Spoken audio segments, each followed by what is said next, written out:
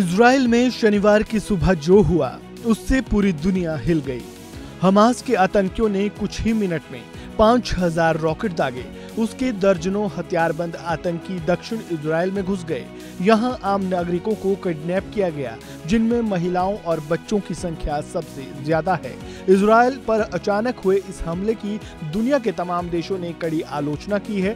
भारत भी इस मुश्किल घड़ी में अपने दोस्त मुल्क इजराइल के साथ खड़ा है। शनिवार को पीएम मोदी ने तो अब केंद्रीय मंत्री अनुराग ठाकुर और विदेश राज्य मंत्री बी मुरलीधर ने इस पर बयान दिया है। ठाकुर ने इस हमले की कड़ी निंदा करते हुए कहा कि आतंकवादी हमले की जितनी निंदा की जाए उतनी कम है।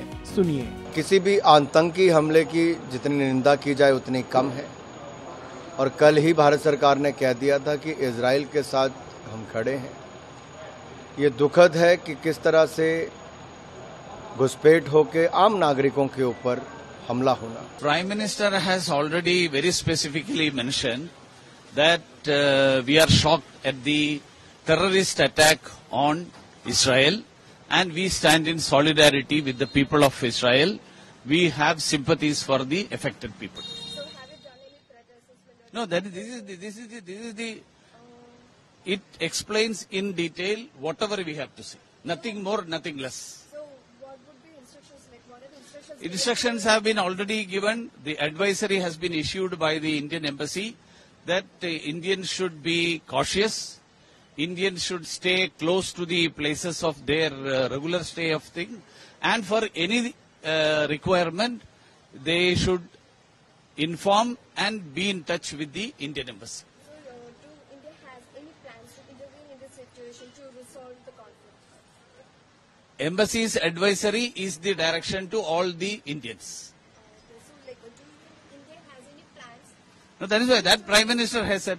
Okay. That's all. These two things. वहीं इससे पहले पीएम मोदी ने भी इजराइल पर हुए इस हमले की कड़ी निंदा की थी। पीएम मोदी ने एक्स पर लिखा, इजराइल में चरमपंथी हमलों की खबर से गहरा सदमा लगा है। हमारी संवेदनाएं और प्रार्थनाएं निर्दोष पीड़ितों और उनके परिवारों के साथ है। हम इस कठिन समय में इजराइल के साथ एकजुटता से खड़े हैं।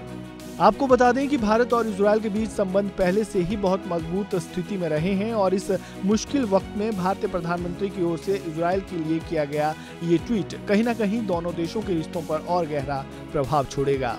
इस खबर में फिलहाल इतना ही। ताज़ा अपडेट के लिए बने रहें वन इंडिया हिंदी के साथ।